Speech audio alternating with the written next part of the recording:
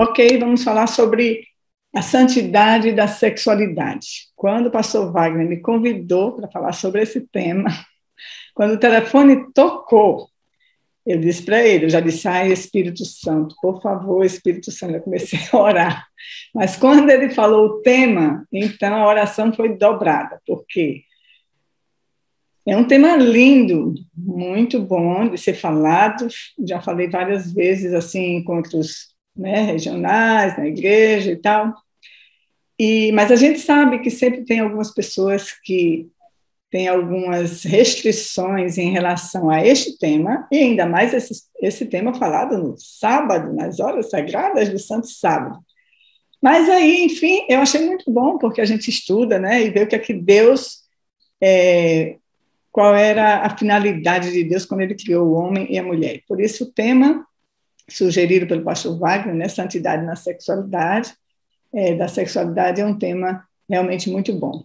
Quando você pensa em sexualidade, o que é que vem na sua mente? O que é que passa na sua cabeça quando você pensa em sexualidade?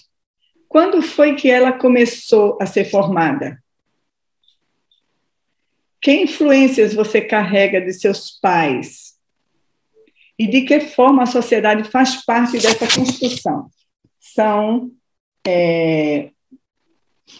perguntas para a gente pensar, né? Para a gente pensar sobre o motivo que a gente está aqui hoje, por que falar sobre sexualidade, por que nesse dia, por que pastor Wagner escolheu esse tema, né? Então, é algo assim importante para a gente pensar sobre isso. Então, a princípio, a primeira foi, quando você pensa em sexualidade, o que é que vem na sua cabeça? E o que é sexualidade?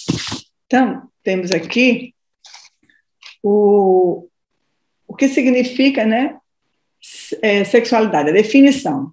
É uma energia que motiva a pessoa a encontrar um amor, o contato, a intimidade, né? E também a forma como ela se expressa, a forma dela sentir, os movimentos, né? E como essas pessoas, como eu, gosto de ser tocada e como eu gosto de tocar outra pessoa. Tudo isso é sexualidade. E é um pouco mais também. Sexualidade também tem a ver com o nome da pessoa, o brinquedo, a roupa que gosta de vestir, a cor que prefere, os amigos, as regras, as responsabilidades no lar. Tudo isso forma o conceito sexualidade, abrange tudo isso e também as necessidades sexuais, a relação sexual também abrange, a sexualidade abrange tudo isso. Então, sexualidade não é sexo. Sexualidade contém sexo também. Também é sexo, né? A sexualidade, ela influencia os nossos pensamentos, as nossas noções, as nossas integrações e, portanto, a sexualidade influencia a saúde física e mental. Vamos um pouquinho sobre como se fala, como é o processo aí de falar sobre sexualidade, o ensino da sexualidade, já que é tão importante para o ser humano. Então, por volta do ano 70, o ensino da sexualidade nas escolas, nos lares também, né, era proibido. E aí o conceito era o seguinte: não se abre à força um botão de rosas, sobretudo com as mãos sujas. Então, falar sobre sexualidade era uma coisa suja, era como se fosse abrir um botão de rosa à força, né? E ainda mais com as mãos sujas. Nos anos 80, com o surgimento da AIDS, o aumento do número de casos de gravidez na adolescência, então houve uma pressão, né, de pais e alunos e professores que então começaram a pressionar os professores para falar sobre esse tema. E então, nas escolas, começaram a falar um pouco sobre a AIDS. E em 1993, houve uma pesquisa que constatou que 86% das pessoas que responderam essa pesquisa, elas eram favoráveis à inclusão de orientação sexual nas escolas. Então, em 70 era proibido, em 80 houve uma grande necessidade por causa da AIDS e um tanto de adolescentes grávidas. Então, em 93, então já foi mais assim, né? Foi abertamente, 86% queriam falar sobre esse assunto. E aí, em 2015 e 2016, eu e você presenciamos a polêmica sobre uma tal cartilha de educação sexual produzida pelo MEC, né? Não vamos falar detalhes sobre ela, a gente já ouviu. Então, o que influencia a sexualidade? Influencia essas polêmicas aí, né? No início ninguém falava sobre isso, né? Nos anos 70, muitos de nós estávamos na escola, ninguém ouvia falar sobre isso. Muitos aqui casaram sem ouvir nada, nenhuma explicação sobre sexualidade. Aprenderam, né? Aprenderam na roça, né? Como diz o pastor, cultivando, plantando, e foram colhendo alguma coisa que não gostou, e foi plantando outras, foi trocando. E eu acho que até hoje tem pessoas que sofrem por essa falta de orientação. Mas há também uma influência da mídia muito grande. As séries da Netflix têm influenciado muito os casamentos, os relacionamentos homossexuais, né, heterossexuais, a questão da pornografia e outras coisas mais. Novelas, que quase ninguém escuta mais falar sobre novelas, né, porque as séries estão em alta. A internet, o acesso à pornografia, a publicidade, todos esses itens e outros mais influenciam nosso olhar da sexualidade, influenciam na sua sexualidade. Tá? Então, como é que a sexualidade é construída? Vamos lá. A sexualidade começa a ser construída na concepção. Essa parte dessa palestra vai ser muito bom para os pais observarem como eles estão construindo a sexualidade dos seus filhos, né? Então, essa sexualidade na infância, ela começa na concepção. Como assim? Quando os pais sabem, a mãe, estou grávida, fez um teste, gravidez. E aí comemoram tudo, já começam a pensar, é menino ou é menina? Se for menino, vai ser assim, assim, assim. Se for menina, vai ser assim, assim, assim. Então, eles começam a pensar sobre o que vão fazer, como será o quarto, tudo. E lá para o terceiro, quarto mês, descobre que é um menino ou uma menina. Descobre o sexo da criança. Porque por mais que tenham tantos conceitos, tantas definições por aí, todos os partos que a gente escuta, né, as notícias, sempre quando nasce, é menino ou é menina? Né? Sempre são essas duas opções. E então, quando você já sabe qual é o sexo, então aí começa a construir o alicerce da sexualidade, quando a gente começa a pensar, é um menino, então eu vou comprar um carrinho, vou pintar de azul o quarto, vou colocar essa roupa, vamos comprar a roupa dessa cor, vamos fazer o berço, ornamentar o berço. Então, já começa a formando a sexualidade. Então, depois disso, e essas ações, elas são carregadas pela forma com que nossa cultura enxerga o gênero, mulher e homem. Então, essa sexualidade, essa escolha azul, verde e tal, tem a ver como a nossa sociedade enxerga o gênero homem e mulher. Então, para a gente, nossa sociedade, mulher é cor-de-rosa, é lilás, é uma corzinha pastel e tal. Para outras culturas pode ser diferente, para outras sociedades pode ser diferente. Então, continua a sexualidade sendo formada na infância até a pré-adolescência, mas que você, vamos sendo educados, a nossa sexualidade vai se formando. O bebezinho aprende, com o amor dos pais, a confiar neles e dar-lhes amor. Isso é sexualidade. Lembra lá no início o que é sexualidade? É a maneira como eu gosto de tocar o outro, como eu gosto de ser tocado. Então, quando você pega o bebê que não sabe falar, não sabe dizer eu te amo, a mamãe pega o bebê e põe no braço, ou o papai também, né? Pega o bebê e põe no braço. Aí está calor, o bebê está com fome, corre dar um banho no bebê. Traz, ou a mamãe vai dar mamar, ou o papai vai dar mamadeira, e o bebê está mamando, está olhando para o rosto do pai, que está dando a mamadeira, ou o rosto da mamãe, que está dando mamar no peito, e a mamãe está cantando, ou então está olhando, está admirando, está sorrindo. Esse bebê vai sentindo que ele está confortável, que ele está enchendo a barriguinha de leite, a fome está passando, né? Ele vai sentindo, ele não sabe, mas vai sentindo uma sensação muito boa. E ele vai crescendo com essas palavras de amor, com beijos e abraços, com a interação da família, com a interação dos primeiros cuidadores, vai se formando a sexualidade daquela criança. Quando ela chega na escola, tem a influência dos professores e dos amigos. Na pré-adolescência, então, entra já os amigos do próprio sexo, né? Amigos da própria idade e o mesmo sexo. Então, isso é uma construção da sexualidade na fase da infância até a pré-adolescência. A satisfação com o seu papel sexual se desenvolve através da admiração que a menina sente com a sua mãe e o respeito do menino por seu pai, e da segurança do amor dos pais pelo que ele, a criança, é, e não pelo que faz. Então, veja que a sexualidade vai sendo formada através da admiração que a criança tem, a menina pela sua mãe, o menino pelo seu pai, e a segurança do amor dos pais pelo que eles são, e não pelo que eles fazem. Então, chega a fase da adolescência. Na fase da adolescência, se consolida a identidade sexual e de gênero. Consolida.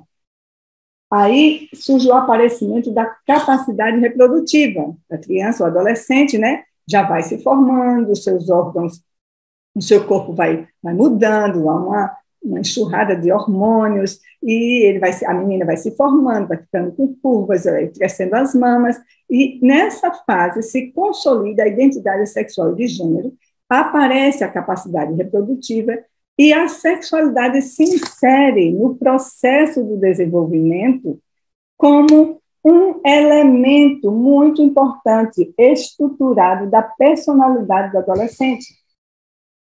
Então, é nessa fase que a forma como a sexualidade é construída gera implicações para toda a vida. Por isso que é importante a gente cuidar nesses detalhes da sexualidade. Chega na fase adulta, segundo a OMS, é a partir dos 20 anos, né? Mas alguns menos, né? Outros um pouco menos, mas a maioria um pouco mais. Nessa fase, é exatamente nessa fase que chega a maturidade física e emocional para lidar com o sexo.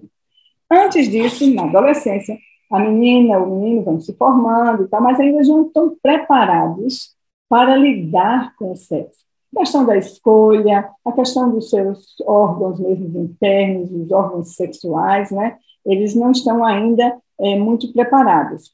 Porém, alguns tabus na fase adulta, que vem se consolidando isso, e alguns tabus dificultam o diálogo sobre o assunto sexualidade. Veja bem, o que é que dificulta? Vamos lá. A criança começa a entender um pouco, já começa a andar e tal, e ela começa a aprender as partes do corpo. Então, a mamãe faz a orelha, aqui, orelha. O que é isso? Aí a criança já começa a pegar o nariz. O que é isso? Olho. Cadê o olho? Ela faz assim. Então, aponta o que é? Aí, ó, nariz, olho. Começa a falar as partes do corpo. Mas ninguém ensina, há um constrangimento das pessoas que ensinam para falar o que é isso, o pênis, isso aqui é a vagina. Não, tem o pé, a mão, os dedos, o cabelo, o olho, tudo, mas não tem pênis, nem tem vagina. Quando a criança começa a se conhecer e a se tocar, que é uma fase da criança que ela começa a se tocar, então os cuidadores, ao invés de ensinar talvez o nome, né, do órgão que ela está pegando, ou então de dar alguma atividade, brincar de outra atividade com ela, faz uma careta, fecha o nariz, feio, tira a mão daí, dá um tapinha, né? Isso é feio. A criança não está ligando, né? E muitos de nós aprendemos assim. Quando a menina se senta e não aprendeu ainda, está aprendendo ainda como, né? Lembra que sexualidade tem a ver com comportamentos e tudo, e a menina está aprendendo. Quando ela senta, às vezes com as perninhas abertas, é uma bebê, uma criança nova ainda, a mãe diz assim, filha, fecha a perninha, não mostre a calcinha. Mas, geralmente, acompanha com isso é feio. Opa, tem alguma coisa feia aqui.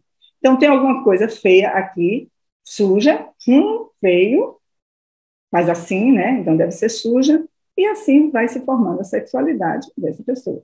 A reação dos pais, quando a criança entra no banheiro e o pai está tomando banho, ou a mãe está tomando banho.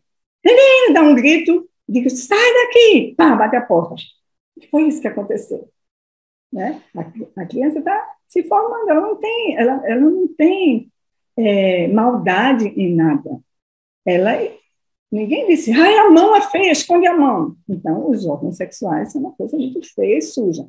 Então, quando somos criados assim, nossa sexualidade é profundamente afetada e as consequências aparecem na adolescência e até anos mais tarde. Muitas vezes, elas refletem no casamento, causando sofrimento ao casal.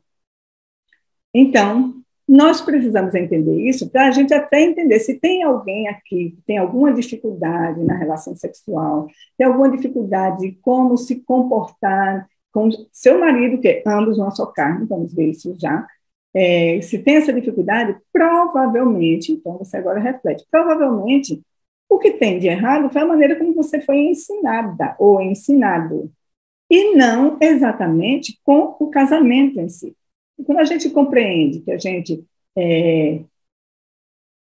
foi vítima de um ensino, né, equivocado, né, ou faltou alguma coisa, alguma instrução na formação da sua sexualidade, quando a gente entende isso, é fácil a gente buscar ajuda. Por quê?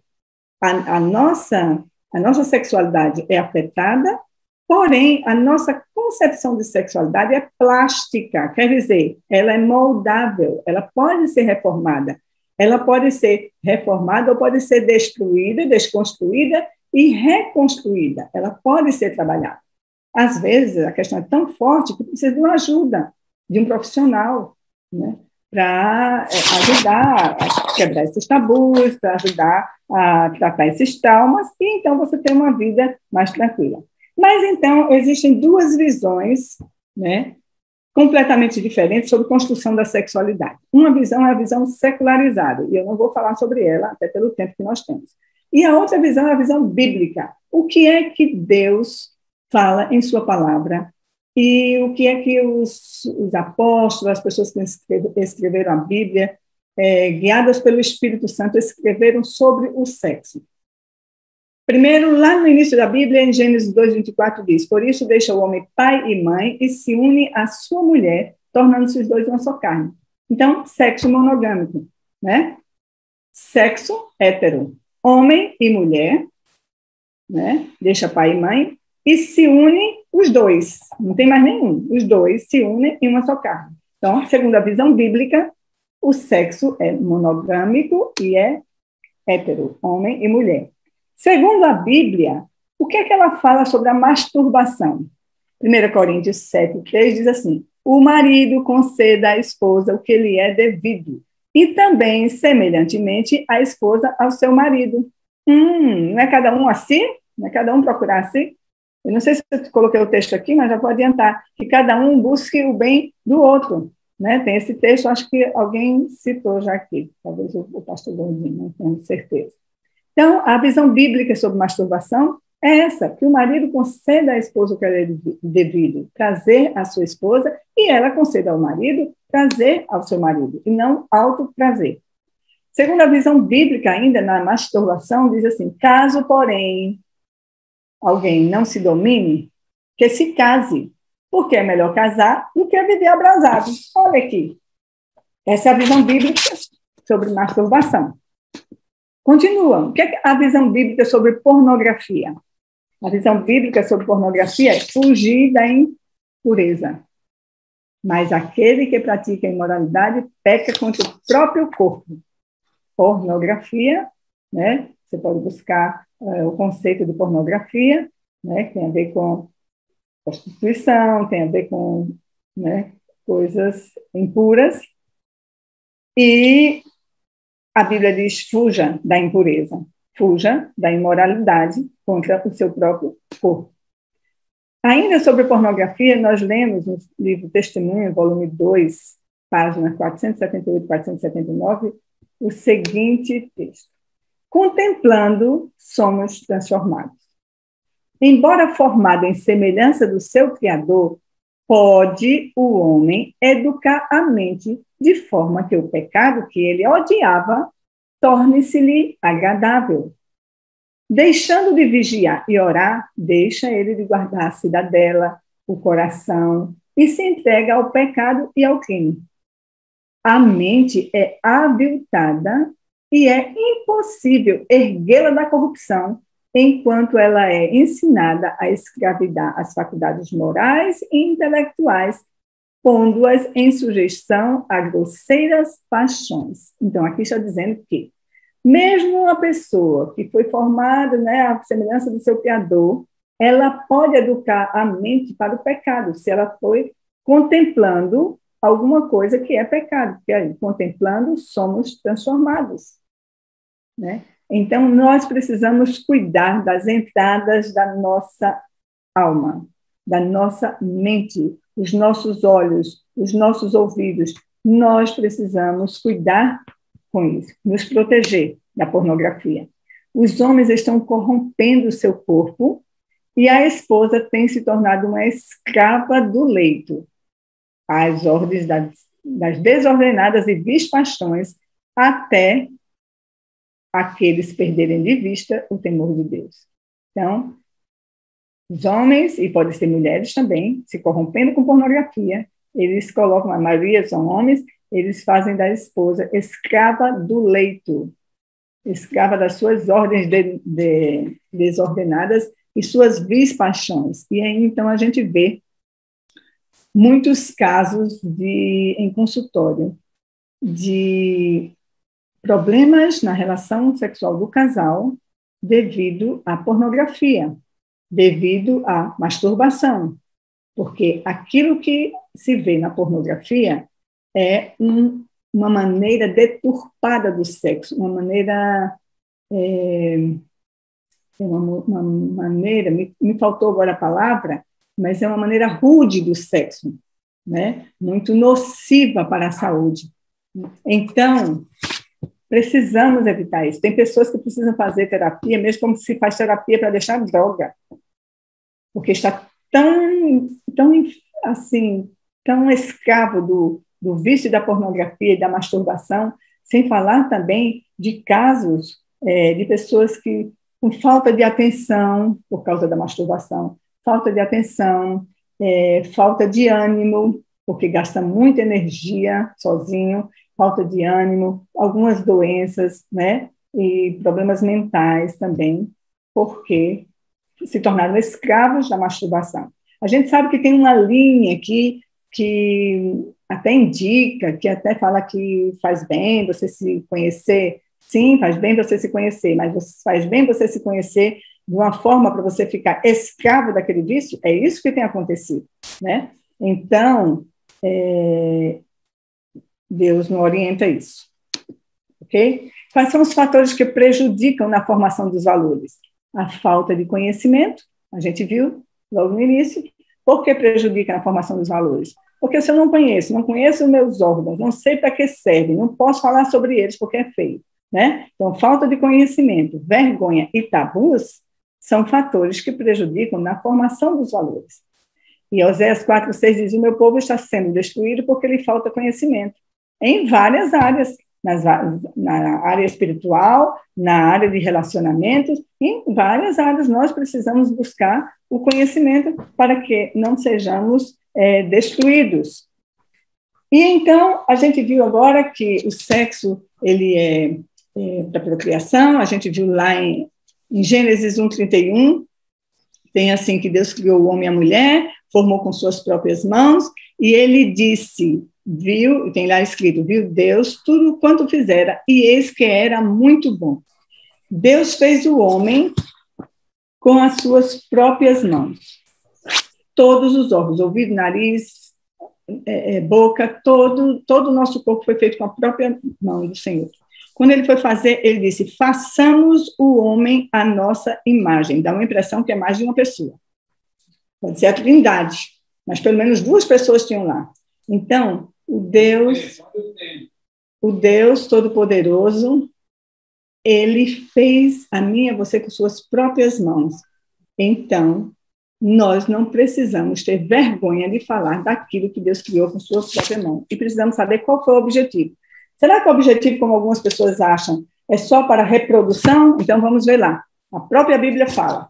Provérbios 5:18-19, Salomão está falando para o seu filho, alegra-te com a mulher da tua mocidade, sacia em ti os seus seios em todo o tempo, e embriaga-te sempre com as suas carícias.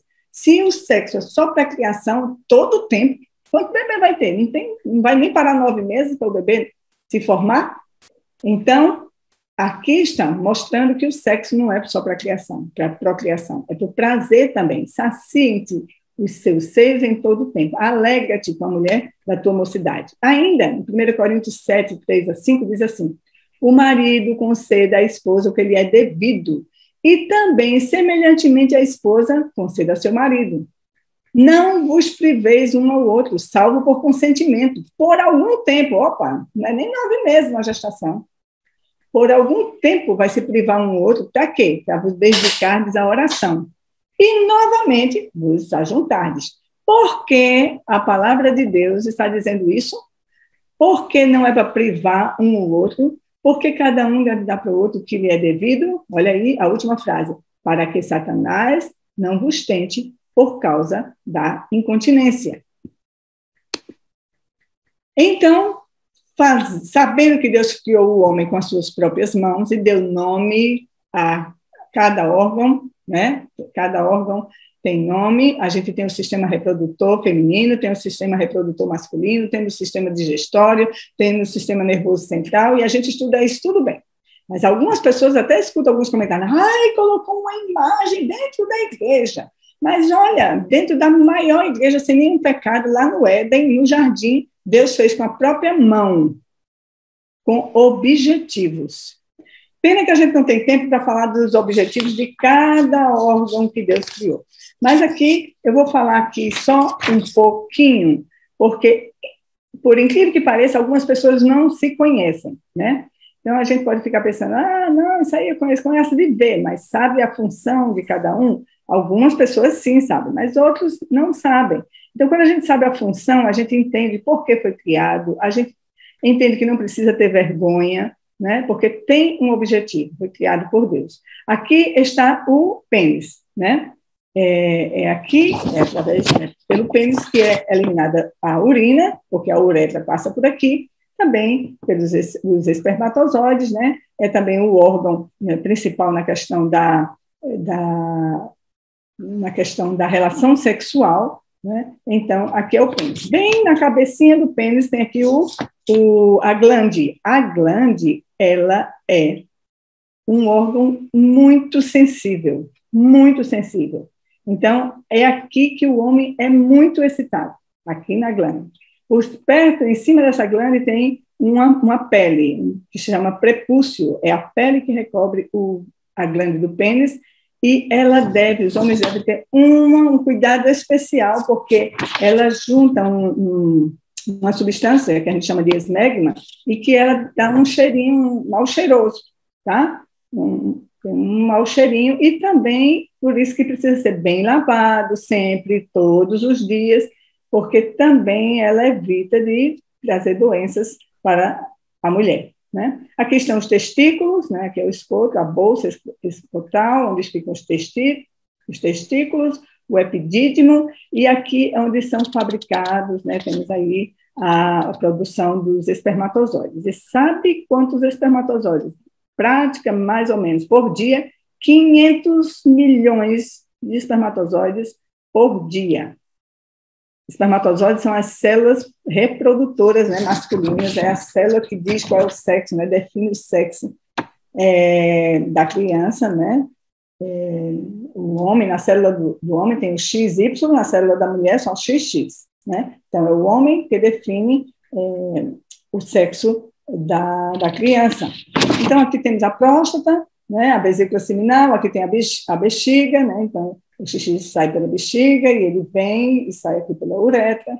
Mas aqui a gente vai se deter nos órgãos mais sensíveis do homem, né? E que tem mais sensibilidade sexual, que excita mais o homem na relação sexual. Primeiro não está aqui, a visão. Primeiro órgão que excita o homem. Segundo é o pênis, né? Principalmente aqui a glande, e também essa bolsa escrotal, que geralmente a gente chama de testículo, mas os testículos estão dentro dessa bolsa. Então, para um homem ter uma experiência sexual agradável, né, ser estimulado e tudo, se ele tiver o toque, a esposa tocar aqui na glande, nos seus testículos, né, no escroto, e também como você se veste, como você se apresenta, a visão, esse homem é estimulado. Esse é o aparelho, bem resumido, reprodutor masculino. Aqui é o aparelho, o sistema reprodutor feminino. Temos aqui os ovários, né? Aqui saem os óvulos, aqui é o útero encosta aqui a vagina, aqui é a vagina, a parte externa, aqui é a vagina, a parte interna, o útero vem aqui, bem na vagina, só que aqui tem um canal, o útero fica bem fininho aqui, bem apertadinho aqui, para evitar que haja contaminação, que germes, tudo, proteger o bebê quando ele está aqui, né? Então, quando a mamãe vai ter o bebezinho, isso aqui dilata, né? Então, é uma dilatação. Mas, então, aqui é o útero, né, onde se gera a criança, e aqui é a parte mais externa. Então, a gente vê aqui a vagina, a vulva, né, os grandes lábios, o clitóris, os pequenos lábios. Então, vamos aqui algumas... E aqui você está vendo o ânus, né? Então, vamos começar por aqui. Aqui é um órgão para excretar as fezes e gases. Tá? Então, só serve para isso. Tudo além disso é fora do que foi criado. Faz mal, dizem que não, mas os consultórios estão cheios de mulheres, e, né, mais do que mulheres, com problemas aqui no ânus, porque esse lugarzinho aqui, ele foi feito só para excretar fezes, muito contaminado, por sinal. Aqui nós temos os pequenos lábios, esse tecido aqui, ele é semelhante ao tecido da glande. Então, pensa quanto que, se o homem se estimula quando se toca na glande, então pensa quanto isso aqui também pode ser estimulado. Aqui são os grandes lábios, eles têm um tecido parecido com o tecido do testículo do homem, né, do escroto, a bolsa escrotal, parecido com ele. Aqui tem um bem pequenininho, aqui, ó, 3 centímetros mais ou menos, e meio, ele é o clitóris. Para que serve o clitóris? Somente para estímulo sexual. Basta o estímulo sexual do clitóris para produzir orgasmo na maioria das mulheres.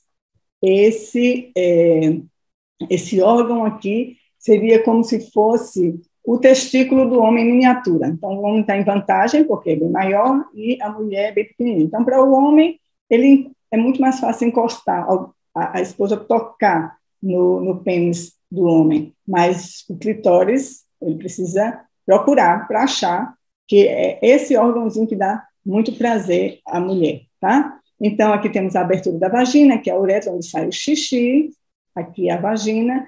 Antes, quando a criança ainda é novinha, ainda não está desenvolvido os pequenos lábios, né, que eles protegem a vagina, porque eles se juntam e fecham a vagina. Então, antes, o ímen está aqui para proteger essa vagina, né, ele está bem aqui na entrada, para proteger essa entrada. Depois, os pequenos lábios vão crescendo, os grandes lábios também vão aparecendo mais, e aí a menina já vai ficando adolescente, já vai entrando para a fase adulta. Então, o ímen continua lá, em algumas pessoas, outras não, mas aí a vagina já está protegida pelos pequenos e grandes lábios. Tudo que Deus fez tem um objetivo. Agora vamos ver as áreas de sensibilidade das meninas, né, das mulheres. Uma não está aqui, igual dos homens, que os olhos não estão aí. Então, as mulheres, a área que é de muita sensibilidade nas mulheres são os seios e os mamilos. Então, são bem sensíveis também, como o escroto do homem é. Então, cuidado como pegar, né? Salomão diz assim, que os seus seios me saciam, mas tudo tem que ter muito cuidado, realmente é uma área bem sensível da mulher. Os grandes lábios, como a gente já mostrou aqui, eles também são bem sensíveis, tem muita inervação aí, muitas glândulas, e tem um detalhe, quando a mulher é tocada e é excitada corretamente, o seu corpo, a sua vagina, ela se prepara para a relação sexual. Uma relação sexual sem preparo é dolorida, às vezes prejudica, às vezes machuca, né, a mulher. Então, Deus fez tão certinho que o pênis, ele parece que foi assim, ó, fabricado para entrar aqui. né? Aqui é a porta da vagina, aqui é dentro da vagina. Então, Deus fez tudo muito correto. Essas glândulas que tem por aqui, elas preparam, quando a mulher é excitada, elas se preparam, elas soltam um líquido, tem que é um pouco oleoso, tem outro, eles soltam um líquido que prepara a vagina. Outra coisa também, a vagina tem uma parede, né, cheia de nervos, de músculo, que ela também se prepara para a relação sexual. O que é que acontece quando o homem não espera esse preparo? Tudo bem, ele vai sentir prazer, mas ele sentiria muito mais prazer se ela estivesse preparada para uma relação sexual, porque os músculos da vagina vão fazer assim, ó. Então, ele vai sentir mais prazer. E a mulher também. Se ela não estiver preparada para a relação sexual, o homem, que é mais fácil ter esse preparo, né, chegar a esse clímax, ele acaba e ela fica olhando para as nuvens e se sentindo um objeto. Tá? Então, é muito bom prestar atenção nisso. Olha Salmo 139, 14, o que o salmista diz. Graças te dou, visto que por modo assombrosamente maravilhoso me formastes. As tuas obras são admiráveis e a minha alma o sabe muito bem. Queridos, esse verso tem tudo a ver. Se você pegar, procurar em livros, tem livros muito bons, né? Tem que procurar as fontes. Você estudar um pouco mais, eu pulei aqui muita coisa por causa do tempo. Você estudar um pouco mais como é o nosso preparo, o preparo do homem, o preparo da mulher. Deus fez para encaixar um no outro. Homem e mulher encaixam perfeitamente, se tornam uma só carne. Esse foi o presente que Deus deu para a gente, como casal, né? Então, nós precisamos valorizar isso, estudar sobre isso. Então, como é que você vai cultivar uma atitude positiva para o sexo? O homem, aprenda o que você puder sobre isso, em fontes fidedignas. Pratique o autocontrole. A sua esposa, ela demora um pouco, a mulher demora um pouco mais para se preparar. O homem não, olhou, bateu o olho, viu a mulher vestindo a camisola, opa, hoje vai ser maravilhoso, aquela camisola linda, e ela, ó, nem está pensando no feijão de amanhã, está pensando na roupa para lavar, está pensando no filho que está no berço, outra coisa. Então, pratique o autocontrole e espere, né? O homem geralmente é excitado muito mais rápido, ele se termina chegando ao clímax mais alto, mais rápido, e a mulher fica pensando, e eu, né? Concentre-se em satisfazer sua esposa. Para isso, busque o que é que satisfaz, busque, aprenda mais sobre esses órgãos, né? Conversem livremente sobre o que dá prazer, o que não dá prazer. A mulher pode encaminhar, né, a mão do marido, né, quando ele não estiver acertando o lugar certo, então ela pode também orientar. Lembre-se do que excita a sua mulher. Além desses órgãos aqui, a voz do marido excita a mulher. Então, se um marido sai de manhã de casa e dá um grito, diz uma coisa lá com ela, xinga, quando chegar, vem no estrelinho todo, com um chocolatezinho, e está gravado ainda, está o eco lá na cabeça, repetindo aquelas últimas palavras que ela ouviu antes de você sair. Então, lembre-se, procure saber o que excita, veja as suas palavras, né, veja como conduzir, estude mais sobre isso. Respeite o seu pudor, o pudor dela, né? Porque, dependendo de como ela foi, a sexualidade dela, dependendo como foi construída, ela tem algumas dificuldades. Respeite o seu pudor. Dentro de respeito ao seu pudor, tenha cuidado com os comentários com os amigos. Ah, hoje foi assim, hoje foi assado, né? Todo mundo, cada um quer contar as suas vantagens e a mulher não se sente bem com isso. Cuide da sua higiene, unhas, né? Já que você vai tocar na sua mulher, unhas bem lavadas, né? Nada para machucar, axilas, né, um bom banho, um perfume gostoso, né, boca, higiene bucal, mau hálito, vai querer beijar na boca, o mau hálito, isso aí prejudica muito na relação. Busque ajuda e ore. Para a mulher, para você cultivar uma atitude positiva para o sexo, mulher, você precisa ter uma atitude mental positiva. O que você pensa do sexo? O que você pensa do seu marido? O que você pensa de você mesmo? Autoestima baixa vai dificultar na relação sexual. Relaxe. Quando a gente vai dormir, eu acabei de dizer, a gente vai dar uma passada na casa, ainda vai tirar alguma coisa do lugar, vai colocar no lugar, né? E quando deita já está pensando, amanhã é assim, assim, assado. Não, desse jeito não se prepara para sexo. Relaxe. Supere a inibição.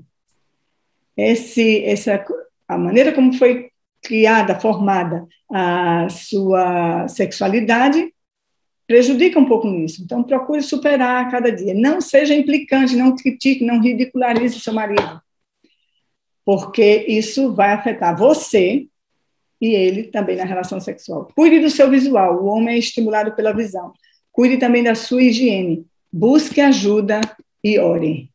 O sexo para o homem significa, para você, mulher, saber quando o seu marido está satisfeito sexualmente, ele se sente satisfeito, seu instinto sexual, porque é o instinto dele, satisfaz seu senso de masculinidade, esse senso de masculinidade é que faz ele levantar para sair para trabalhar, para cuidar da família, né? Satisfaz, aumenta seu amor pela esposa, reduz as tensões no lar e é a mais emocionante experiência da vida para o homem.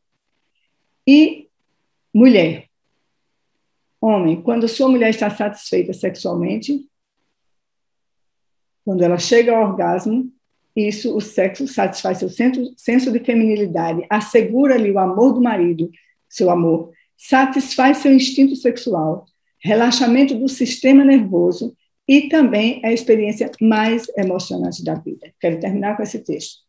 Todos os que contraem matrimônio com santo propósito, o marido para conquistar as puras afeições do coração da esposa e a esposa para abrandar e aperfeiçoar o caráter do esposo e ser-lhe complemento, preenchem o propósito que Deus tem para eles. É esse o propósito de Deus para meu casamento, para seu casamento, para mim, para meu esposo, para você e para seu cônjuge. Que Deus abençoe a todos.